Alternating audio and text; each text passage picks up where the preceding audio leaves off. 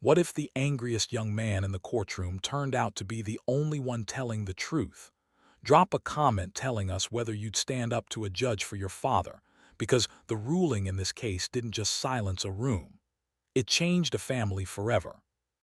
By the time Judge Caprio lifted his eyes from the file, a grown man was already trembling beside a faded silver Toyota key fob, and an old father in a tan cardigan looked like he might fall apart before anyone even spoke. Like this video, if you believe the law should never move faster than compassion. And listen closely, because before this hearing ends, a sealed letter, a body cam clip, and one sentence from the bench will make even the toughest people in that courtroom wipe their eyes. Hit that subscribe button if you're here for real justice, the kind that doesn't just punish but reveals. Because at 9:17 a.m. on Monday, January 12, 2026, inside Providence Municipal Court at 325 Washington Street, case number PV 25118407 looked like a routine traffic matter. By 10:03, everyone in the room knew they had witnessed something millions would talk about. Share this with someone who would do anything for a parent because this story belongs to them too. The young man at the center of it all was 24-year-old Mateo Moreno, 5'10" in scuffed gray New Balance sneakers, dark Levi's that hung awkwardly over a carbon fiber leg brace, and a black Nike zip-up. He had clearly ironed himself, but not well. His left hand shook when he was tired. His right shoulder sat slightly higher than the other from years of compensating with a forearm crutch. He had sharp cheekbones, a sleep-starved face, and the kind of jaw tension people mistake for arrogance when it's really the last wall holding pain in. Beside him sat his father, Rafael Moreno, 63, once a broad-backed auto mechanic with forearms like old oak and the permanent scent of engine oil in his skin. That morning he looked smaller than his age, thinner than the cardigan hiding him, with pale lips and a hospital blue compression band still circling his left wrist. His shoes were polished black Dockers loafers, but his hands shook so badly he had buttoned his sweater wrong. On Raphael's other side sat Mateo's 16-year-old sister, Elena, in a maroon school blazer and white sneakers, clutching a red 5-subject notebook against her chest like it was body armor. The case summary sounded simple enough when the clerk, Marlene Russo, read it into the microphone. A no-standing violation, improper use of a disability placard, failure to promptly clear a loading zone on Broad Street, towing fees, storage fees, administrative penalties, late notices, a total balance of $2,486.17, the sort of figure that sounds manageable to some people and catastrophic to others. Judge Caprio had heard tens of thousands of people stand where Mateo stood. He knew the bluster. He knew the rehearsed innocence, the missing pieces, the selective memory. But there was something unusual in the way the son kept one hand half behind his father's chair, ready to catch him even while staring down the bench. He was not standing there for himself alone. He was guarding somebody. "Mr. Moreno," the judge said in that measured tone people recognize instantly, the one that never needed volume to carry authority, who was driving the 2008 Toyota Camry on October 14, 2025, at 7:42 in the morning. Mateo leaned toward the mic. "I was." And the disability placard on the mirror belonged to whom? "My father."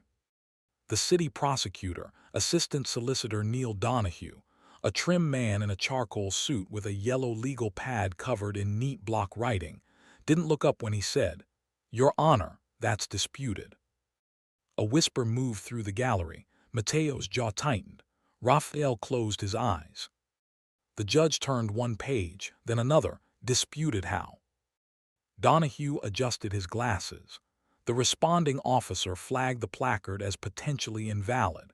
The database return associated the number with a deceased female registrant. There is also indication the vehicle was unattended for 11 minutes in a restricted medical delivery lane. Tow was authorized. The city's position is this was not an emergency stop. It was misuse. The word misuse hit the room harder than it should have, because it was not just about parking anymore. It was about intent, character, fraud. It was about whether this family came to court asking for grace or had walked in lying. Mateo gave a short, disbelieving laugh that snapped the air in half. Misuse. Judge Caprio looked at him over the file. You'll have your chance. Don't waste it by starting in the wrong gear. That should have cooled him. It didn't. With respect, Your Honor, the wrong gear was when a tow truck driver hooked my father's car while he could barely hold his head up. Gasps, real ones, not dramatic, not forced, sharp little intakes from strangers who had come to dispute meter tickets and suddenly realized this was something else. If you've ever watched a courtroom moment and felt your stomach drop before the facts even landed, hit like now, because that was the feeling spreading across those wooden benches. Donahue straightened. That's not established. It's true, Mateo shot back. And if you want, we can start with the wheelchair he cracked. Judge Caprio lifted one hand. The entire room obeyed it. Mr. Moreno, you will speak one answer at a time. Mr. Donahue, you will give me facts, not assumptions. We are not going to decide this case by who has the faster pulse. It was the first of several lines from that hearing people would repeat later online. The law student in the back row typed it down immediately.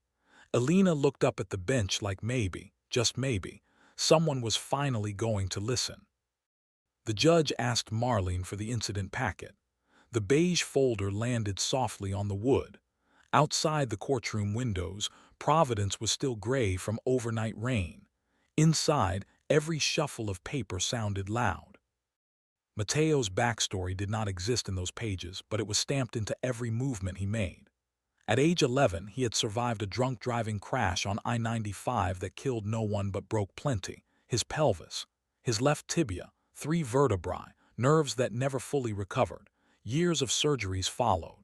Years of braces, rehab pools, handrails, and people speaking to his father instead of him. He learned early that pity can be louder than cruelty. Cruelty at least shows its face. Pity smiles while it lowers expectations. Raphael had been the one who carried him through all of it. Through Hasbro Children's Hospital hallways. Through middle school entrances when ice made the ramps unsafe. Through nights when infection and fever made the screws in his leg feel hot enough to melt bone. Raphael took extra shifts at Vela's Auto Repair on Allen's Avenue. He sold his Harley. He stopped buying new boots. He learned the names of every physical therapist. He learned how to wrap a knee brace and how to joke at exactly the moment Mateo was close to breaking. And then life did what life does to good men who never pause. It kept taking. Mateo's mother, Lucia Moreno, died in 2023 after an aggressive autoimmune illness. 6 months later, Raphael's blood sugar spiraled. Then came congestive heart failure.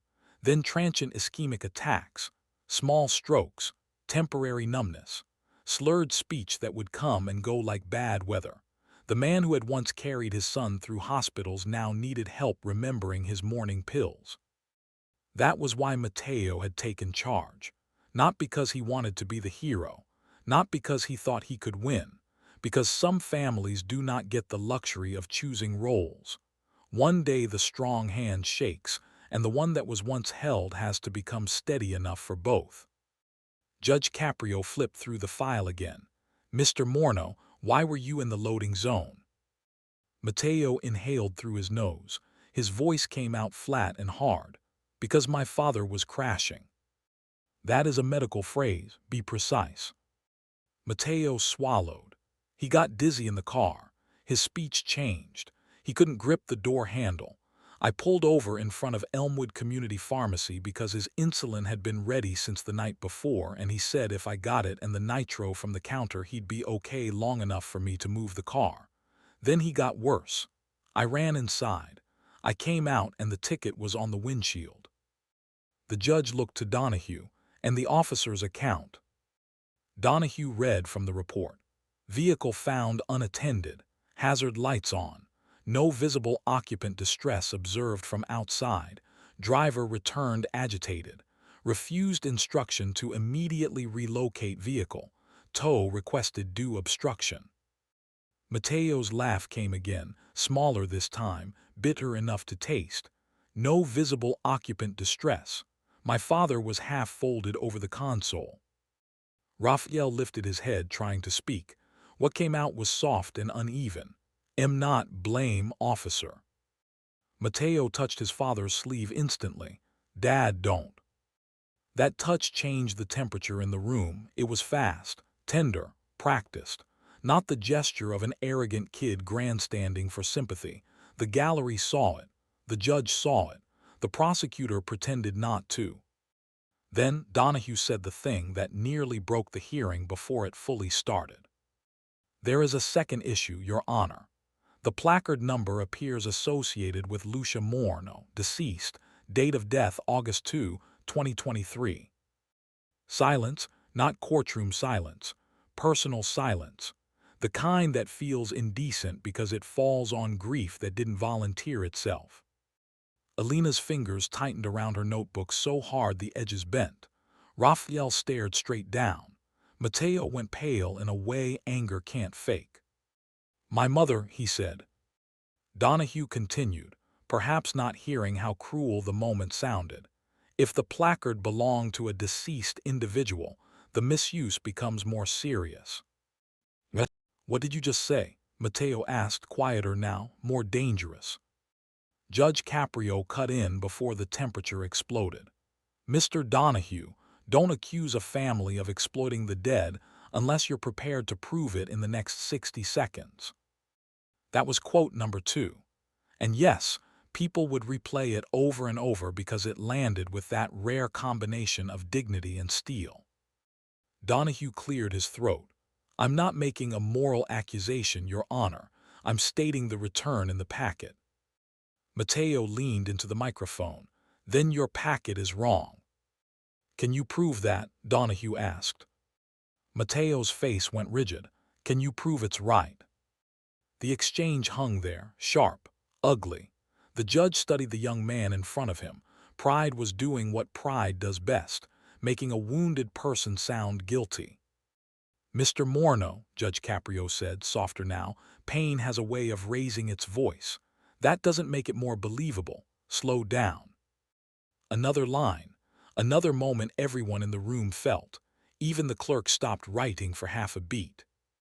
Like this video, if you believe people are often judged by the tone of their pain before anyone asks what caused it. Marlene Russ slid a printed image across the bench.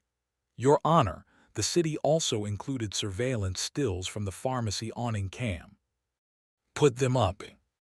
The wall-mounted screen crackled to life. Grainy footage, time stamp in white digits. October 14, 2025, 7:41:23 a.m. Rain gloss on the curb. The silver Camry angled awkwardly near the red-painted lane. Hazard lights blinking amber. A figure moving fast from driver's side to passenger side with an uneven gait. Mateo. Another shape inside the car, slumped toward the center console. The room leaned in.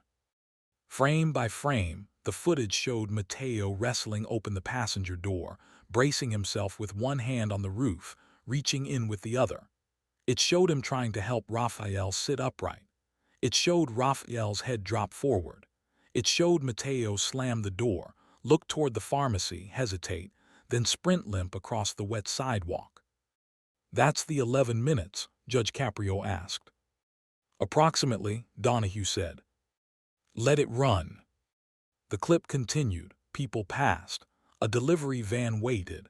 An officer approached the Camry, ticket on the windshield. Tow truck nose entering frame at 7:46. That detail hit the judge immediately. Tow truck at 7:46. Donahue looked back to his notes. "That appears to be the time stamp, yes." The judge tapped the report. "But the officer's written authorization says 7:52. Marlene frowned. Donahue stopped turning pages. And just like that, the first revelation changed everything. Because if the tow was called before the officer's own documented authorization time, Then someone had either written the wrong time, remembered the sequence incorrectly, or moved a lot faster than procedure allowed. In traffic court, small details decide big truths. You could feel the room change. A man in a Red Sox cap on the back bench muttered, "Oh, wow." A woman waiting for her own speeding ticket actually stopped texting. Everyone in the room knew the story had just opened up. Judge Caprio looked at Mateo. "Did you tell the officer your father was having a medical episode?" "Yes." Exact words. Mateo blinked. "I said, 'My father can't breathe right, I'm getting his medicine, please don't tow the car.'" Donahue raised a hand slightly. "The officer denies hearing that." "Then play her body cam," Mateo said instantly. That was not the response of someone bluffing. It was the response of someone who had replayed a humiliation in his head so many times he no longer feared the evidence. He feared being erased. Judge Caprio nodded. "Do we have it?" "We do," Marlene said. The video began. Not cinema clean, but close enough. Chest-level angle, rain-specked lens, the sound of traffic and damp wind. Officer Dana Keene's voice first, calm and procedural. "Vehicle can't remain here. Need it moved immediately." Then Mateo entering frame, wet hair stuck to his forehead, prescription bag in one hand, forearm crutch under the other arm, eyes wide with panic. "Please," he said on the recording. "He's bad, he's getting worse." The room heard it, clear as a bell. Not vague, not maybe, not implied, he said it. Officer Keene turned toward the passenger side. The camera caught only part of Raphael's face through the rain-dim glass. Pale, mouth slightly open, shoulders slumped, Keene asked something muffled. Raphael seemed to answer, hard to hear. Then Keene stepped back. "Sir, if this is a medical emergency, call 911, she said on the video. "I am the 911, Mateo snapped back. "I'm all he's got." There it was, the line that sounded arrogant on paper and devastating in context. You could almost hear the whole room thinking the same thing at once. How many people become difficult simply because no one arrives before disaster? The body cam continued. Officer Keene repeated that the car had to be moved. Mateo, clearly trying not to yell. OS Control said, "Give me 2 minutes." Keene responded, "Tow is already en route." Already en route. Judge Caprio paused the footage. There. No one breathed. Tow was already en route when the driver informed the officer there was a medical problem. That matters. Donahue tried to hold his ground. It matters, yes, but it does not necessarily excuse leaving a vehicle unattended in a restricted zone. "No," the judge said, "but it does affect the court's appetite for punishment." Then he let the video roll. The next 40 seconds were hard to watch. Mateo opening the passenger door again. Raphael trying and failing to push himself upright. Mateo saying, "Dad, look at me, stay with me." Officer Keene, now sounding less certain, radioing for clarification. A tow truck backing up, metal clanking. Then Mateo shouting, "Don't hook that car. His chair is in the trunk." That one sentence landed like a hammer. Because suddenly the story wasn't just about whether a car was parked illegally. It was about a disabled son, caring for a failing father, watching a tow truck move toward the one thing that carried both their fragile independence. Share this with someone who knows that one bad morning can become a pile of bills, blame, and paperwork before you've even had time to breathe. Judge Caprio paused the footage again. "Mr. Donahue, was the wheelchair damaged?" Donahue hesitated. "There is a repair invoice included in the defendant's supplemental submission. Amount: $1,180. Custom medical equipment." "Yes." Mateo stared straight ahead. The anger in his face had changed shape. It wasn't performance anymore. It was exhaustion so deep it had calcified. The judge turned to him. "Why didn't you call an ambulance?" And this is where many cases fall apart. Not because people lie outright, but because the truth is uglier and more embarrassing than a lie. Shame fills the blank spaces. Mateo answered anyway, because my father begged me not to. Judge Caprio looked at Raphael. Raphael tried again. Cost too much. You could hear whispers ripple through the courtroom. Not outrage this time. Recognition. The miserable kind. In America, too many people understand that answer immediately. Mateo spoke more quietly now. He's had 2 ambulance rides in 3 years. Even with insurance, the bills took months. He didn't want another one. He said get the insulin, get the nitro, then drive him to Rhode Island Hospital. I thought I could do it. I thought I could beat the clock. That line carried the first full crack in his voice. Elena lowered her head. A woman in the second row brushed tears off her cheek and looked annoyed at herself for doing it in public. Marlene handed up another document, a letter on hospital stationery from Tasha Bell, RN, emergency department intake. Judge Caprio read silently for a moment, then aloud. Patient Mateo Moreno presented at 8:19 a.m. with hypotension, slurred speech, transient facial droop, and severe hypoglycemia, accompanied by adult son.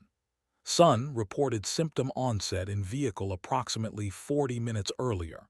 Patient admitted for observation due concern for transient ischemic event. The judge set the letter down gently. So the hospital corroborates the emergency. Donahue shifted. It corroborates a medical issue, yes. Mateo almost snapped again but caught himself. You could see him do it. Teeth press into tongue, shoulders back, pride swallowing pride. Then Judge Caprio asked the question nobody expected. Mr. Moreno, why did you tell the court intake form that you were alone in the vehicle? Mateo froze. Marlene looked at the supplemental sheet. He did write that, Your Honor. There it was, the second twist, the thing that could take a sympathetic case and throw it right back into doubt. Mateo inhaled, exhaled, because I didn't want him dragged down here if I could help it.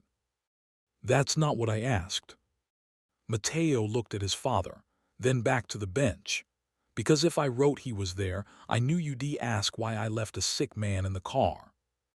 Judge Caprio didn't blink, and because I knew how it would sound, Mateo's voice lowered, like I failed him. That answer changed the room again, not cleanly, not all in his favor, but honestly. Here was the moral complexity people remember. He had not lied to cheat the system. He had lied to protect dignity, his father's, his own, maybe both, still a lie, still wrong, but human, painfully human. Judge Caprio nodded once. Never mistake understandable for acceptable, but never mistake acceptable paperwork for truth either. That would become another, quote, people clipped and posted everywhere. At 9:38 a.m., the clerk called in a witness Mateo had requested in advance. Not a lawyer, not a doctor, a neighbor. Mrs. Yvonne Carter, age 58, retired school secretary from their building on Sales Street, wearing a mint green coat and carrying a plastic folder so organized it might have survived a hurricane. Nay. She stepped up, swore in, and adjusted her reading glasses. I wasn't at the stop, she said, but I know what happened after. What do you know? The judge asked. That boy brought his father home 2 days later from the hospital, and the wheelchair frame was bent at the rear axle. I know because I helped him tape it while he cried in the hallway and said he couldn't afford the repair. Mateo looked down immediately, embarrassed. Elena's eyes filled. Mrs. Carter wasn't done. And before anyone says he's always angry, I'd like it on the record that anger is what people call poor folks when they don't like hearing how scared they are. A few people in the gallery actually murmured approval. The bailiff glanced over but didn't intervene. Even Donahue didn't object. Some truths arrive too clean to challenge.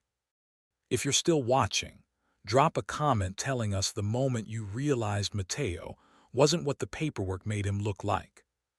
The judge asked, did you also submit photographs? Mrs. Carter did. 3 printed images, close-ups of the wheelchair frame, scrape marks, a warped rear support brace.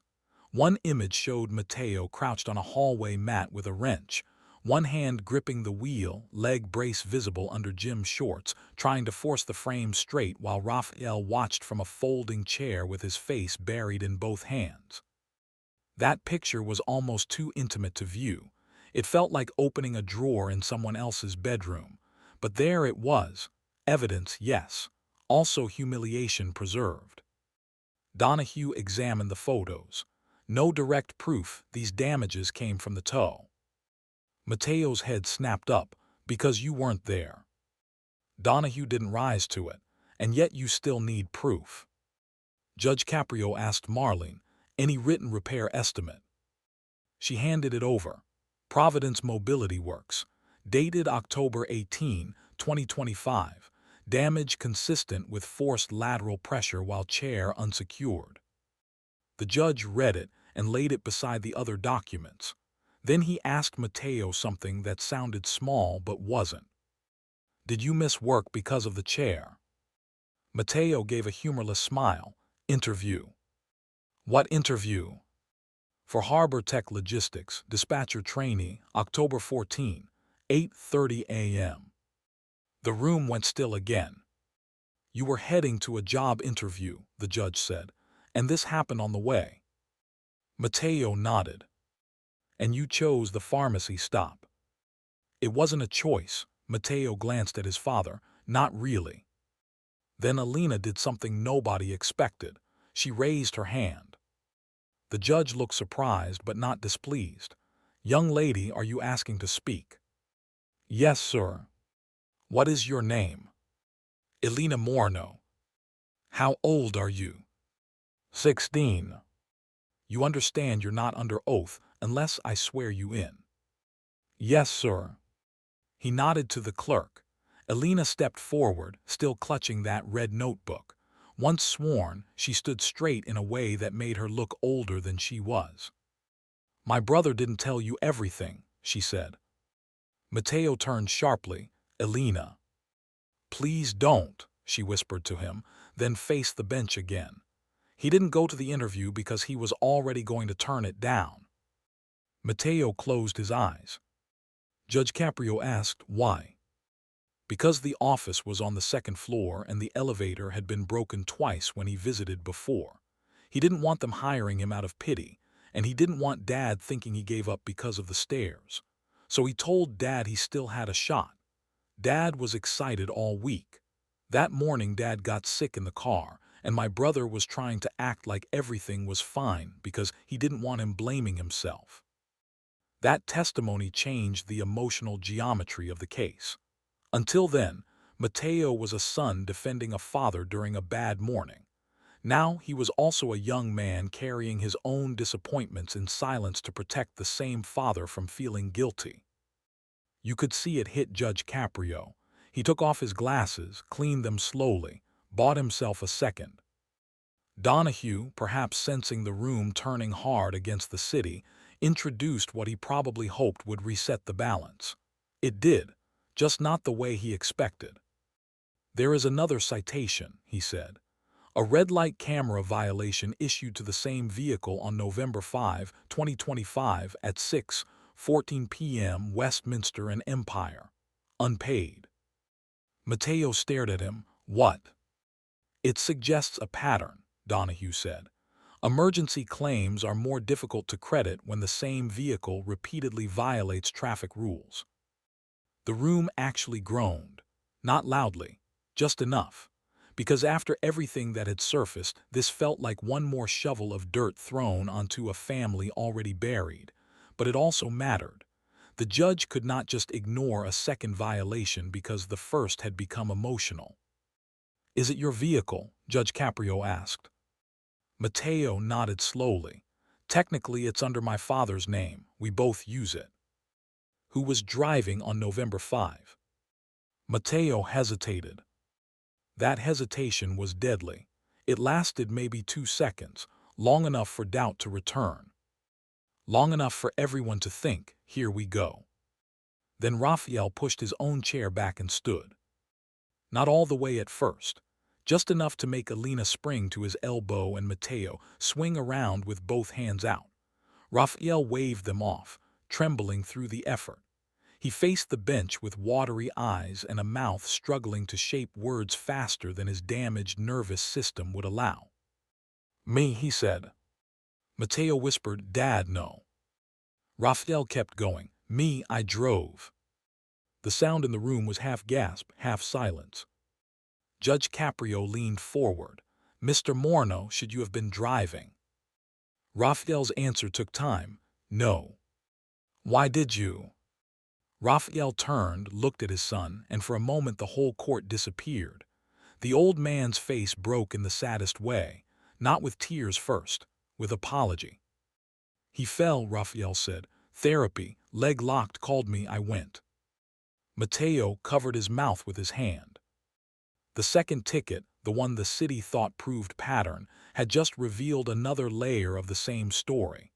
These two men had been taking turns risking too much for each other, not reckless for fun, desperate for love.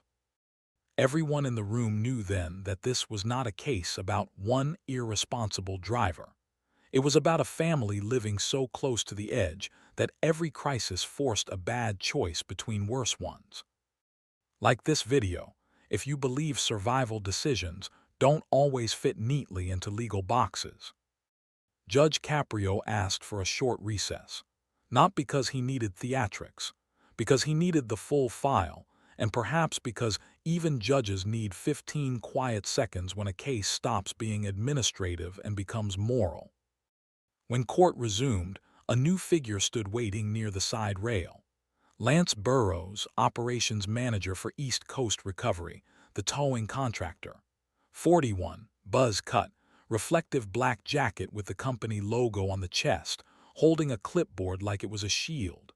He had been summoned from downstairs after the city informed the court a damages claim might be discussed. "Mr. Burrows," the judge said, "did your company tow this vehicle?" "Yes, Your Honor." "Did your driver arrive before formal authorization time, reflected in the officer's report?" Burrows checked his sheet. "The dispatch was initiated based on lane obstruction. It's not unusual for drivers to be nearby." "That wasn't my question." "No, Your Honor, I can't explain the time discrepancy." "Was your driver informed there was a medical issue involving the passenger?" Burrows shifted weight. "I was not personally there." "Then don't answer personally. Answer as company representative." "We have no record that our driver acknowledged such a statement." Mateo laughed once under his breath, a sound full of disbelief and contempt. Judge Caprio shot him a look, but then turned back to Burrows. "Did your driver secure medical equipment from the trunk before tow?" Burrows hesitated too long. "Mr. Burrows, our understanding is the trunk was not opened." Mateo leaned into the microphone. "Exactly." The judge's eyes narrowed. "Then how do you account for a damaged wheelchair frame immediately after the tow?" Burrows' answer made the entire courtroom stiffen. "We're not responsible for every personal item in every vehicle. Drivers can't become social workers every time someone has a story." It was one of those moments when a room doesn't gasp because it doesn't know what to do first. Be offended, be stunned, be angry. The cruelty had arrived so casually it almost sounded normal. Judge Caprio didn't raise his voice. He didn't need to. "No, sir," he said, and the quiet was cutting now, "but they do have to remain human." That line hit like thunder. The bailiff looked down. Marlene stopped writing again. Alina began crying silently. It was the justice-served satisfaction moment before the ruling had even come. Because some people wait their whole lives to hear authority speak moral truth without flinching. Burrows tried to retreat. "Your Honor, I didn't mean." "I know exactly what you meant. You meant efficiency before empathy, procedure before perception, speed before situation. And now a disabled young man paid over $1,000 because your driver couldn't spare 30 seconds to ask whether the chair in the trunk mattered. Mateo stared at the bench like he wasn't sure whether to feel vindicated or ashamed that someone else had to say it for him. Then the judge turned back to him. And you, Mr. Moreno, have spent half this hearing speaking like the whole world is your enemy. Maybe parts of it have been, but don't let that turn you into a witness against yourself. That was another shareable line. Sharp, true, the kind people remember because it applies far beyond one courtroom. Mateo looked down. For the first time since the hearing began, his shoulders dropped, not in defeat, in release, as if he had finally been told the truth from both directions at once. The system failed you. You also made it harder to help you. Your Honor, he saw. And now his voice was stripped of the hard shell. I know how I sound. I do. I hear myself after and I hate it. But every time I go somewhere with paperwork, somebody looks at the brace, then looks at my father, then decides one of us has to be lying. I got tired of trying to sound grateful while we were drowning. No one moved. I wasn't born angry, he continued. I got angry filling out forms in hospital waiting rooms. I got angry when people talked slower to me because of the crutch. I got angry when my father sold tools to pay for my rehab and then apologized because it wasn't enough. So yeah, I came in here loaded for a fight, but I'm not trying to scam anybody. I'm trying to keep him alive. That was the breaking point, not because he cried. He didn't. Not yet. Because the whole courtroom finally understood that his arrogance had been armor, not ego. Drop a comment telling us if that confession changed the way you saw him, because it changed the whole room. Judge Caprio let the silence sit. Wise judges know silence can do work a speech cannot. Then he asked one last procedural question. Did you submit any document concerning the placard renewal? Mateo nodded. Yes, but it might not have gotten into the main file. Marlene checked the supplemental folder and frowned. There is an unreviewed envelope here, Your Honor. It was clipped to the back marked hand delivery. By whom? Rafael Moreno, at check-in. Mateo turned sharply. Dad, what envelope? Rafael looked embarrassed. He pressed his lips together and didn't answer. Marlene passed the envelope up.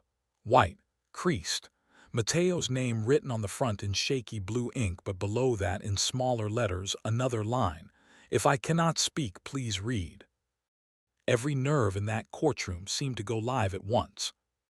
Judge Caprio looked at Rafael. Is this for the court? Rafael nodded. Do you want me to read it? Another nod. This one harder, slower. The nod of a proud man surrendering privacy because truth has run out of other doors. And just like that, around the moment no one could have predicted, the case stopped being about tickets entirely. If you've ever seen a courtroom pause before something unforgettable, hit subscribe now, because this is the part people replayed millions of times. Judge Caprio opened the envelope carefully. Inside was a lined sheet torn from a yellow legal pad. The handwriting was unsteady but legible, blocky at first, then drifting lower across the page where the hand must have tired. The judge read silently for 3 seconds. Then his expression changed. Not dramatically, not for show. It softened, then tightened. He took off his glasses again, put them back on. When he finally spoke, even Donahue lowered his eyes. This is from Mr. Rafael Moreno, he said. I will read exactly what he wrote. He began. Your Honor, my name is Rafael Moreno. If my speech fails me, please believe my son tells the truth even when his tone makes that difficult. He has had to sound bigger than he feels since he was 11 years old. Mateo covered his face. The judge continued. When my boy was in the hospital after the crash, I told him a broken body is not a broken future. He remembered those words better than I did. When his mother died, he cooked for his sister, learned my medications, and started driving me to appointments before he was ready for that burden. He acts hard because soft things were expensive in our house. The room was silent enough to hear paper move. Then came the line that broke people. On October 14, my son took charge because I could not. I told him not to call the ambulance because I was ashamed of the bill before I was afraid of dying. That is my failure, not his. Elena bent over, crying openly now. Mateo turned away from everyone and stared at the courtroom wall like if he looked at his father he would collapse. Judge Caprio kept reading. The placard issue is confusion, not fraud. My late wife Lucia had a placard in her illness. After she passed, I kept old documents in the glove box because I could not bear to throw everything away. My own temporary placard was renewed March 3, 2025, after my stroke symptoms began. I believe my son handed over the wrong copy when asked because the envelope contained both. We are guilty of being disorganized in grief, not dishonest in purpose. Marlene immediately began searching the supplemental papers. Within seconds she found it. Rhode Island Division of Motor Vehicles, temporary placard, Mateo Moreno. Valid through March 2, 2026. Number RITP 44721. Donahue closed his yellow pad. The accusation involving the dead mother had just collapsed in full public view. You could almost feel the shame change sides. Judge Caprio read on. If fines are due, let them fall on me, but do not mistake my son's temper for bad character. A good son can sound angry when he has been too scared for too long. That sentence lingered in the air like church bells. Then the judge finished the let. Lord, I ask the court for fairness, not pity, and if there is blame for the old placard copy, for the bad stop, or for keeping too much pain inside one car, put it on the father. He taught his son to carry everybody. He forgot to teach him when to ask for help. When Judge Caprio folded the letter closed, nobody in the room was untouched. Not the clerk, not the bailiff, not Officer Keene, who had quietly stepped back into the courtroom after being asked to remain available. She was wiping one eye with the side of her thumb, trying not to let anyone notice. Judge Caprio looked at Mateo. Your father loves you very much. Mateo finally broke, not theatrically. He just lowered his head and cried in the exhausted, silent way adults cry when they've been holding a building up alone. Raphael reached for him, and Mateo immediately crouched despite the pain in his leg brace, bringing himself down to his father's level. The old man cupped the back of his son's neck. No one in that room would ever forget that image. If a camera director tried to stage it, people would say it was too much. But truth doesn't care if it looks cinematic. Everyone in the room knew this moment would go viral if the outside world ever saw it. And then, because this hearing still had one more twist left, Officer Dana Keene asked to speak. Judge Caprio granted it. She stepped to the microphone in full Navy uniform, hair pulled tight, body cam docked at her shoulder, voice controlled but shaken. Your Honor, for the record, I want to say something. Go ahead. She glanced at Mateo first, then at Raphael. When I approached that car, I had just cleared another call 2 blocks away involving an overdose. Dispatch was pressuring units to clear obstructions because EMS traffic was heavy that morning. That's context, not excuse. Nobody interrupted. I did hear Mr. Moreno say his father was getting worse. I believed he might be exaggerating to buy time. I made a judgment call. Watching that footage back later, I realized I saw the raised voice before I saw the sick passenger. Mateo slowly lifted his eyes. Keene swallowed. My younger brother has cerebral palsy. He walks with crutches. He hates being spoken to like he's helpless, and he hates being doubted when he's not smiling. I know better. I should have done better. That admission hit with almost the same force as the letter because now accountability had entered the room without being dragged there. Not defensive, not coerced, voluntary.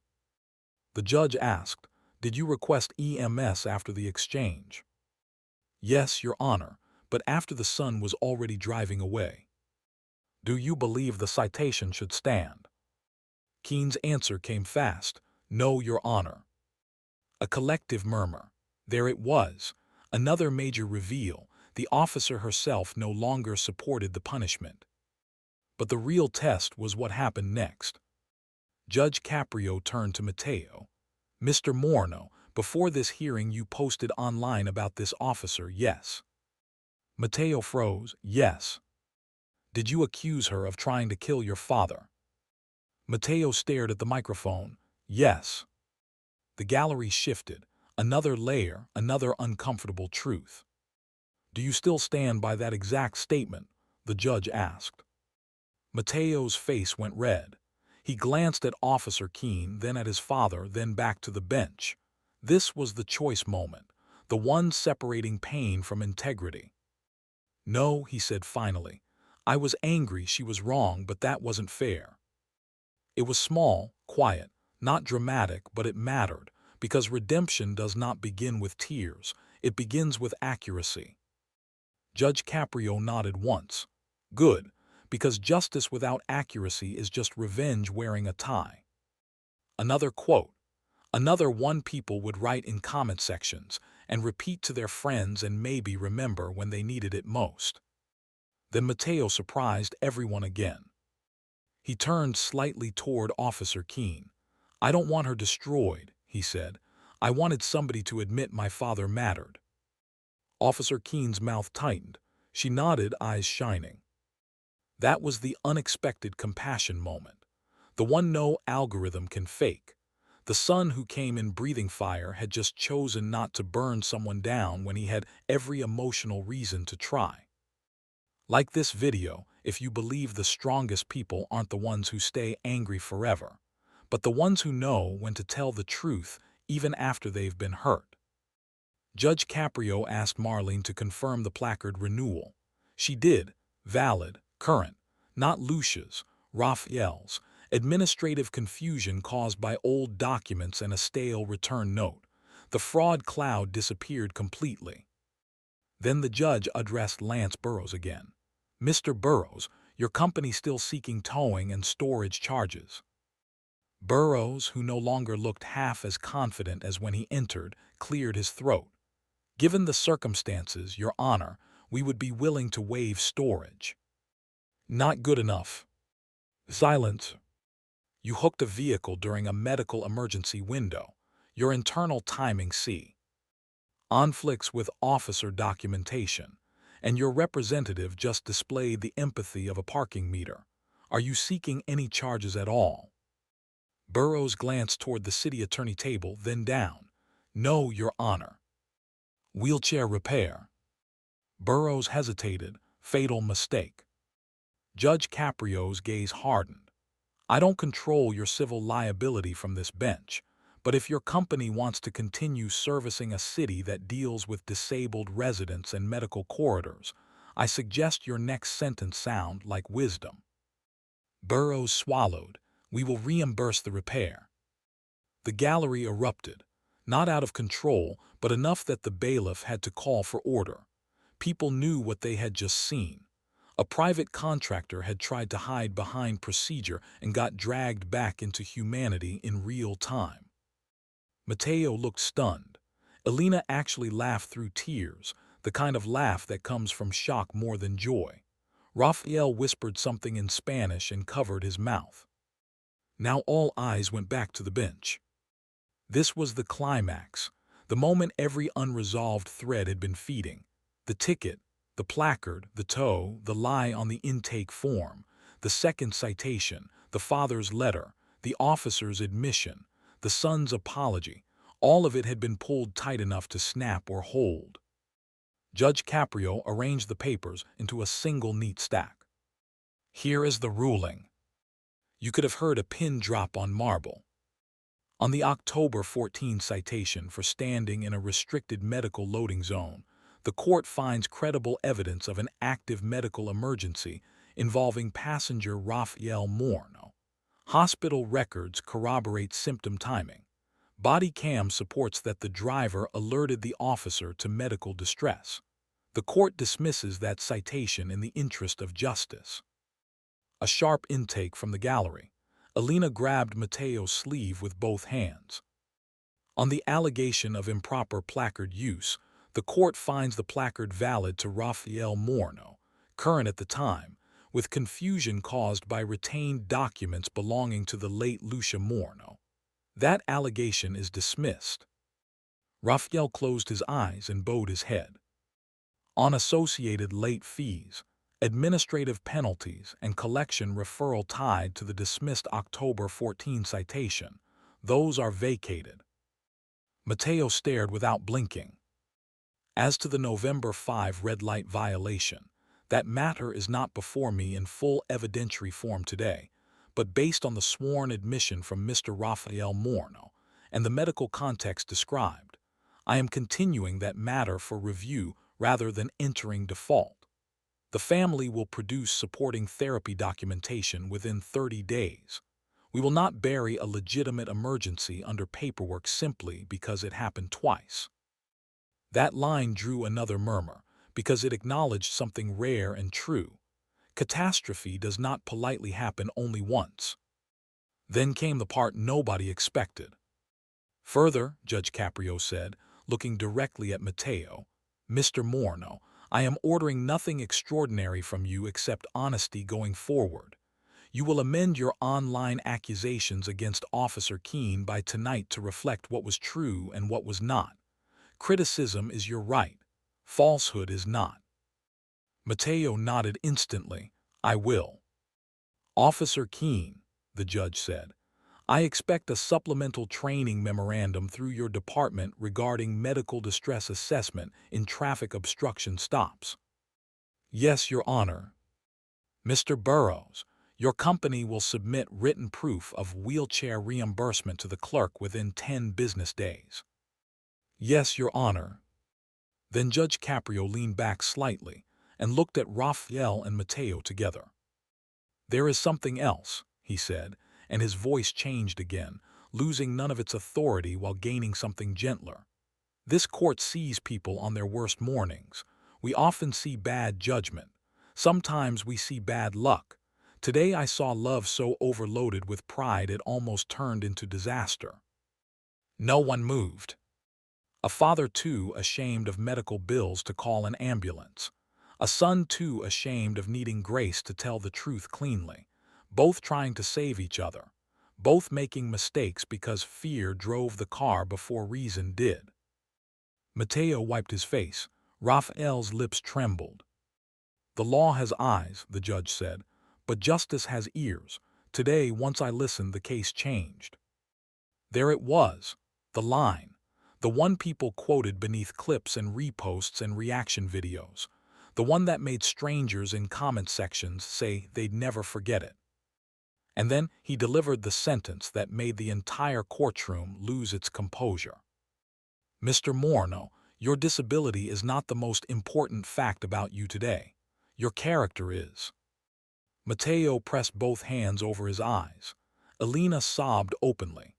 Even Donahue looked away, perhaps because he understood, in that instant, how close the system had come to reducing a human story to a database mismatch and a painted curb. Share this with someone who needs to hear that the hardest battle is sumped. Amez being seen accurately. The hearing could have ended there and still been unforgettable, but Judge Caprio had one final act of moral precision left. He looked at Mateo and said, "Stand if you can." Mateo did, carefully, bracing on the rail. Now turned to Officer Keene. He did. If you have anything truthful to say to each other, say it in this room, where truth is harder and therefore more valuable. Officer Keene spoke first. I'm sorry. Mateo swallowed hard. I believe you. Not enough, not for what the room needed, not yet. And the judge prompted. Mateo exhaled. I'm sorry for saying you wanted him dead. You didn't, you just didn't see him. That's different. Officer Keene nodded, tears visible now. It is, and it's still wrong. That exchange was only a few seconds long, but everyone in the room felt the breakthrough. Accountability, precision, forgiveness without denial, that is rarer than punishment, much rarer. Judge Caprio nodded. Good, that's how adults repair the world, inch by inch. The bailiff announced the matter concluded, but nobody got up quickly. The gallery remained suspended in that strange stillness that follows genuine revelation. A man who had come in angry about his expired registration ended up handing Alina a travel pack of tissues on the way out. A woman near the back whispered, "God bless that judge." Marlene Russo, who had probably seen thousands of defendants, quietly reached for a fresh envelope and slipped Raphael's letter inside another protective sleeve, as if it were something sacred. And because life is never just one moment, the story kept moving after the gavel. By noon, someone who had been in the courtroom had already described the hearing to a local producer. By evening, a short clip from the corridor outside had made it to social media. Not the full hearing, just Mateo helping Raphael into the silver Camry after court while Alina carried the red notebook and Officer Keene held the door open without a word. Over that clip, somebody typed, "Judge Caprio just reminded the world what justice sounds like." Within 72 hours, commentary channels picked it up, then daytime TV blogs, then the larger court clip pages. Millions watched, millions debated, some focused on the son, some on the father, some on the system that made an ambulance bill scarier than a stroke, some on the line about justice having ears. Most agreed on one thing. This was one of those moments people would talk about long after the numbers stopped climbing. But the real proof of transformation came later. 3 weeks after the hearing, East Coast Recovery delivered proof of payment for the wheelchair repair, and after pressure from the city and public attention, implemented a new medical emergency hold protocol requiring drivers to verify occupant status before hookup in designated medical corridors. It was not a miracle. It did not fix everything, but it was change, and change matters. Officer Dana Keene, to her credit, did not vanish into silence and resentment. She completed the department training memorandum the judge requested. Then she volunteered to help create a short field checklist for recognizing passenger medical distress during traffic enforcement. Months later, she would tell a community forum that the Moreno hearing had been, "The day I learned that stress can make me efficient or blind, and I have to choose which." That quote spread too. And Mateo kept his promise the very same night. He deleted the inflammatory post. He replaced it with a quieter statement. "I was right about the harm. I was wrong about the motive. Officer Keene made a bad call. She did not try to kill my father. Truth matters, especially when you're angry." That post alone earned a different kind of respect, because anyone can lash out. Fewer can correct themselves publicly after being hurt. If you respect accountability even when it costs pride, hit that like button now. 30 days later, the November 5 violation returned before the court with physical therapy records, appointment logs, and a note from St. Joseph out.